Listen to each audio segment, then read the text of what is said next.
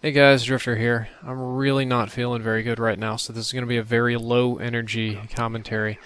As the title says, I just had a 30-year dream. It was about a day or two ago, but this place that I'm at right now still doesn't really feel real to me. I feel like that I should fall through the floor at any moment, or if I push on a wall too hard it might fall over. Or when I close my eyes, I open them and expect to be somewhere else. I'm not doing so hot. For those of you that are new subscribers, I apologize. Just go to the playlist and click on the Epic Dream series. That'll explain a lot of this. But anyway, I just had a dream that lasted a very inordinately large amount of time. If I had to guess, I would guess that it was about 30 years. The story of this dream is a little bit unusual, and it has to do with recursiveness. I was put in a situation where, how do I describe this without sounding weird?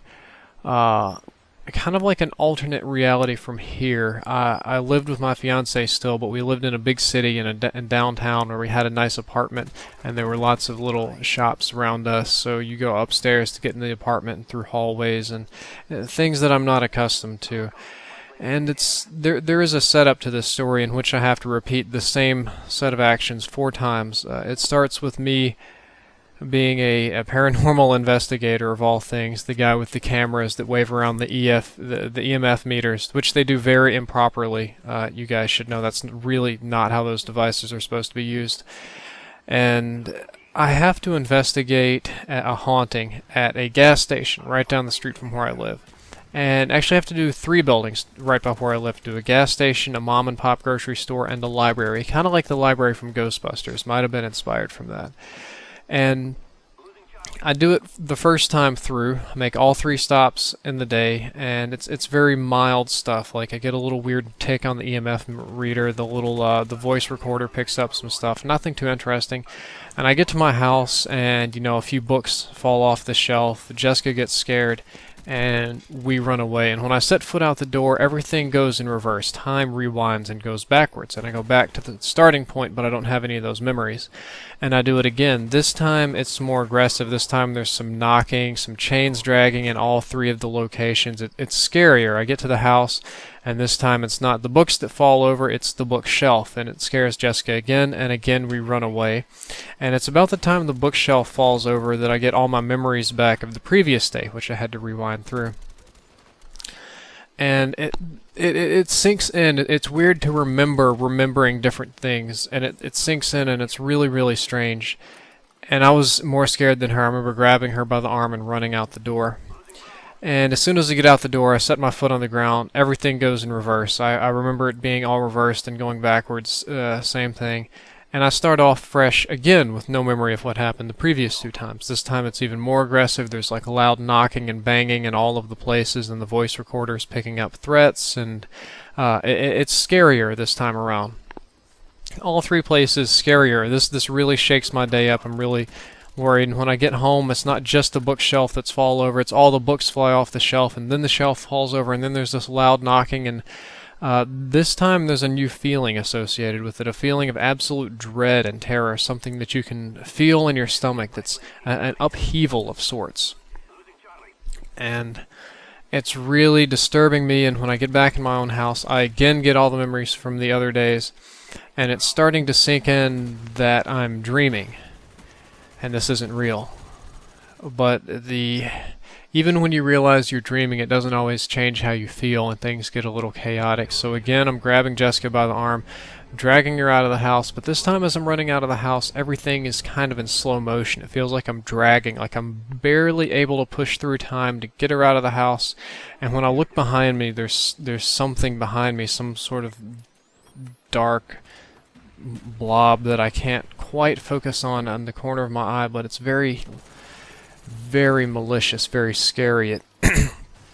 If you've ever read the Call of Cthulhu or any Lovecraftian lore, it reminds me of that. They're not books that I've read personally, but I've read the summaries on Wikipedia and some later fan stories. Well, the one by Stephen King in his book Nightmares and Dreamscapes is actually pretty nice, but it has an aura of madness around it, something that you can't explain or understand, something that just grows up inside your stomach, and your very primitive instincts tell you you have to leave now. And that's what happened. Slugging through slow time, I got outside, put my foot on the ground, again the same thing. Going all the way through backwards is the 4th time through. This time every single place was scary. I had to leave them all early. It got too chaotic. I run into the house. When I get into the house with Jessica, or it's technically an apartment, everything is out of control, under attack, being torn up, destroyed, shit going everywhere, forks and knives, and I have to run through the house and dodge all this stuff to try and find my fiance, who's up in the top bedroom, I think tied to the damn bed with the bed blankets, and I pull her free, and I'm trying to run down the stairs and out of the house again. And this time, time is slowing down even more. I'm stuck in not half speed, I'm stuck in quarter speed, 8th speed, 16th speed. It's going infinitely slower all the way down, and my consciousness is still full speed, but even the ability, the speed at which I move is slow. It's like I'm reaching for something in slow motion. Each footstep is in slow motion. I can only turn my eyes so fast, so very, very slowly. And I'm trying to get out as fast as I can, but this time the dark blob is back, and it's bigger, and it's moving faster, and I'm moving slower, and I can't pull Jessica fast enough to get away. And just a little inkling, just maybe the shadow of the blob gets close enough to touch Jessica, and when it does, I can remember hearing her scream in slow motion, like she was screaming for, I don't know, days, months, weeks. It just seemed like she was screaming forever, and turning slowly, ever so slowly. So it felt like it took me a day to turn around to finally see her, and when I looked at her, the whatever it was, I don't even have a memory. It was so bad that I honestly can't remember what it was. It just dissipated her. It turned her into nothingness, like she never was and never will be again. Just poof, gone, smoke magic, faded away like in a cheesy old movie. And my brain was filled with hatred, rage, and panic, just all chaos, 1,000% insanity, running as fast as I can, even though I'm stuck in slow motion time. And I remember this time when I finally got out the front door, what felt like a year, 2 years later, my foot hit the ground, and I stumbled into the hallway. And the funny thing was, in this whole dream, I'd never actually made it that far to the hallway before. And this is where things actually end up getting worse. When I finally set my foot into the hallway, I'm presented with 3 options. To my left, there is a set of stairs. Directly ahead of me, there is some kind of dining room. And to my right, there is a room behind just a very large wooden door that I can't see. Very rustic, Victorian kind of looking door. I'm still panicked, and I decide to run to the left. And I open up the door, and there's a big spiral staircase.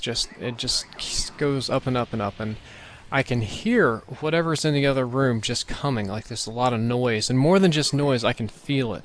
I can feel it coming. I can feel it just getting closer, like I can feel its heartbeat, like I can feel the evilness approaching my direction. So I have to leave, and I choose to go up the stairs.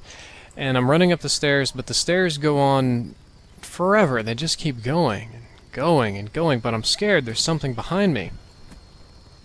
And so I have to keep running up these stairs, and I just keep going up and up and up, and time is really, really getting away from me at this point.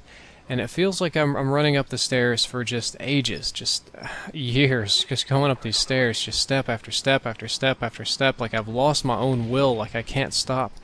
And it finally sinks in that maybe these stairs don't ever end. Maybe they don't go anywhere. Maybe I'm doing something wrong. And I have to turn around and go back down. I have to run back toward the very bad thing that I don't like. And it's scary, but it's the only way out, because the stairs aren't going anywhere. So I have to spend another forever going down the stairs, down the spiral staircase, circle after circle, every step the same, over and over and over and over and over, forever and ever and ever, until it seems like it's never going to end. And then finally, after, I have no idea, it really did feel like years, I finally reached the bottom of the stairs. So that was door number 1. What's door number 2? Door number 2 leads to a banquet hall. And I open the door, and it's a very large banquet hall, like a very, again, rustic, Victorian, very tall ceilings, very long table, something the king would eat at, or an extremely rich person, very well decorated. and it goes on for maybe 100 yards, and there's another door. So I run ahead and open that door. After I open that door, there's another banquet hall. And open that door, yet another banquet hall, each one identical.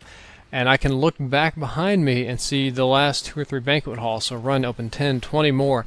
Keep looking behind me, banquet halls for infinity. And I just keep opening these doors. There's got to get out of this building. There's got to be a way somewhere. All the windows are barred. There's no vents. There's nothing else but these doors. And I just keep going and going. And this one, I'm just not giving up hope this time. I'm not going to get beaten like the stairs. I don't have to turn around and go back. I don't have to, do what they want me to do. I'm just going to open all these doors, and eventually it will end.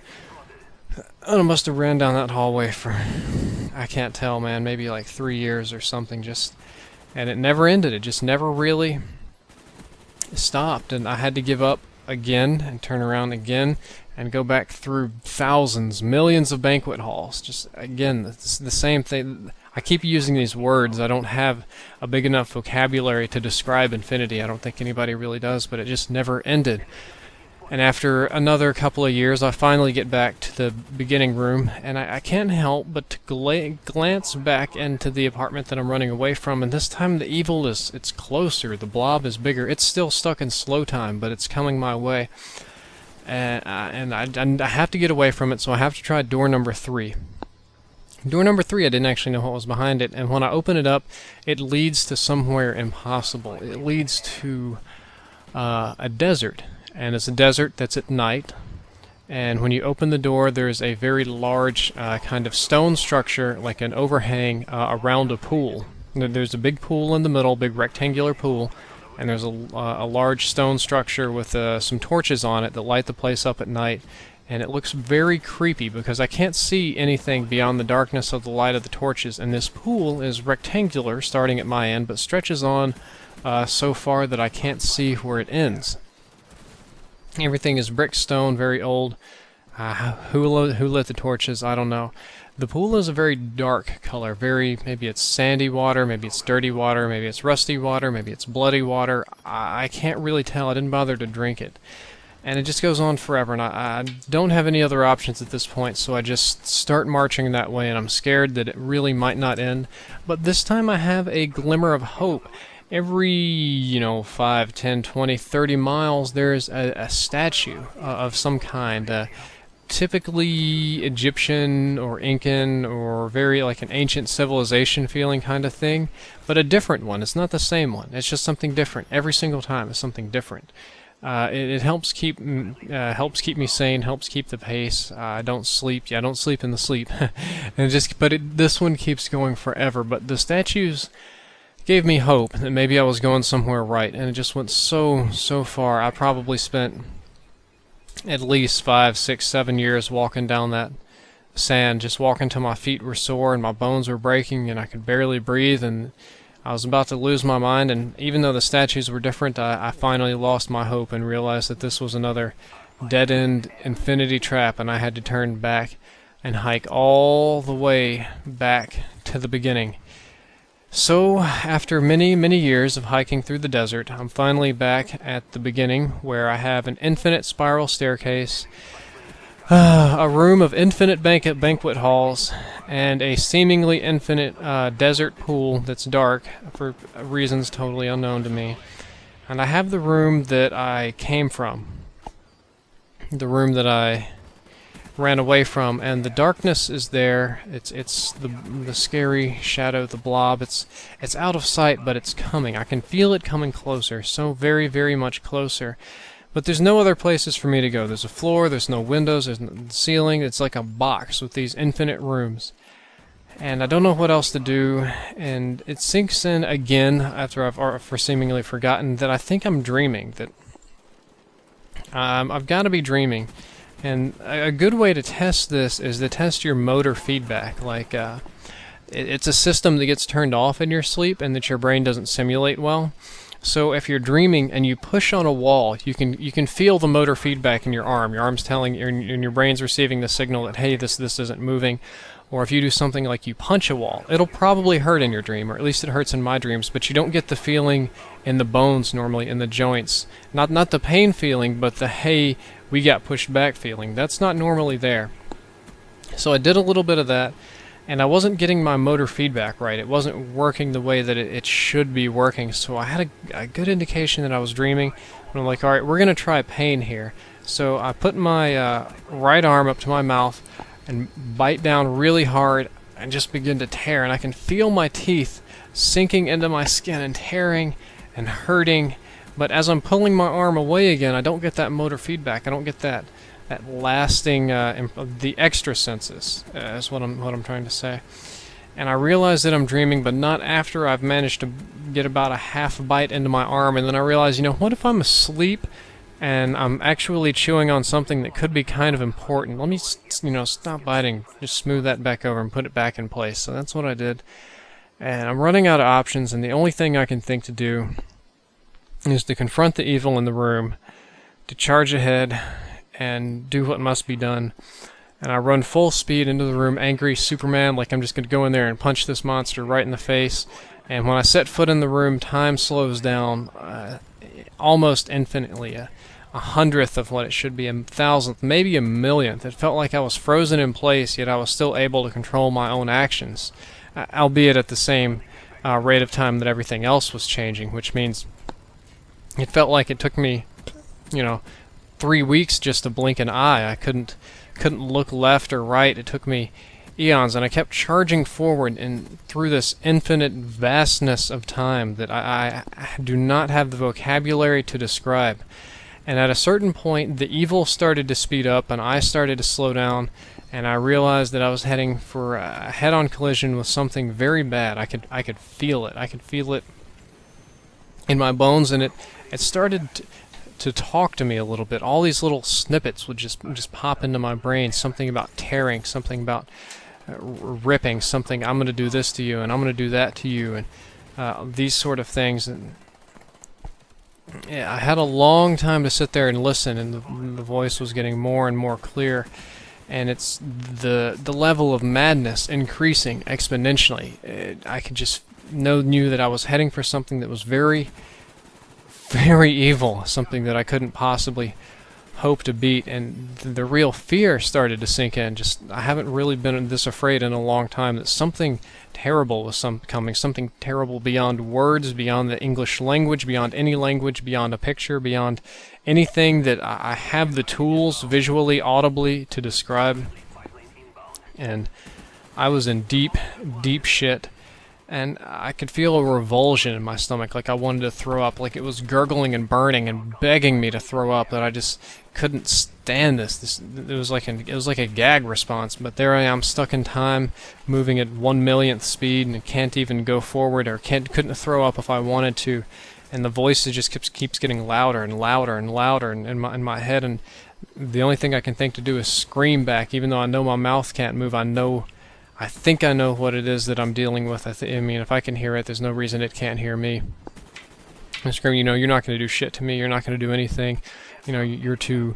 I'm stronger than you, blah, blah, blah. And the voice is laughing. It's like, no, it's just laughing at me and telling me that, if I'm so strong, then why can't I move? Why am I stuck in place? That this is the fun part. The actual cutting and tearing is boring, but the build-up is what's so exciting. It gets... I'm trying to bullshit even more, like, I'm going to fuck you up, I'm going to, when we meet, I'm going to kick your ass and that sort of stuff, and it's laughing, like, what are you going to do? You can't even move. What are you going to kick? Whose ass are you going to kick there, Mr. Stuck in Time? It's like I can move you backwards and forwards and fuck with your memories all I want, and you just have to stand there and deal with it. In my head, I'm screaming. The only thing I can think to say is that I know what you are, Mr. Shadow, and I know that you live in my head, and we share the same head, so if I decide to blow my brains out tomorrow, I'm taking you with me. It was a bluff. I'm not suicidal. But the unfortunate thing about having another entity that lives in your head that knows all the things that you know is that he knew it was a bluff, and he laughed, and he said, "You're bluffing." I said, "You wouldn't do that. I don't have to worry about that." And he just kept coming, and I was screaming as loud as I could. I knew that it was all hopeless, and I had to wake up, and I was screaming for Jessica to wake me up, my fiance who was asleep next to me. And I kept screaming louder and louder, "Jessica, I'm asleep, wake me up, you gotta wake me up right now. Jessica, you gotta wake me up, god damn it, girl, you gotta wake me up," just screaming. And it took a long time. But this, it seems like the messages got through, and Jessica said she woke up, and I was screaming, telling her to wake me up. So she backed away because I have a tendency to jump out of bed, punching and kicking, and she poked me really hard with her arm and then backed away a couple of times, and I woke up, like just jumped up, instant sit up, brushing my hands around, and I didn't, when I woke up I didn't feel like talking because I'd been there so long. It felt like I'd been there at least, my estimate was 30 years, and I got up, and I still didn't even know if this was really the real world. Like, she went to touch me and I backed away. I didn't want her to touch me because I don't like anything to touch me. It's scary. And I got up out of the bed, and I hadn't seen the outside in so long, the real sun, and I went out in the morning. It was about 6, 7 in the morning, and just sat in my front yard looking at the sun, breathing a deep sigh of relief. And then I realized that I could still be dreaming and that I don't know where this is. And I ended up just getting up early, doing my daily chores, building props for Fallout, making phone calls. I talked to Bosnian Delight a little bit on Skype, and I got him to give me little tidbits of trivia about Bosnian culture that I couldn't possibly know before, to help verify that this is the real world. And it's been a day or two, but my sleep is still really screwed up, and I'm still not entirely sure of where I am. But I know that in this place I'm supposed to do YouTube, so I'm doing that and doing all my other chores, and that's my update.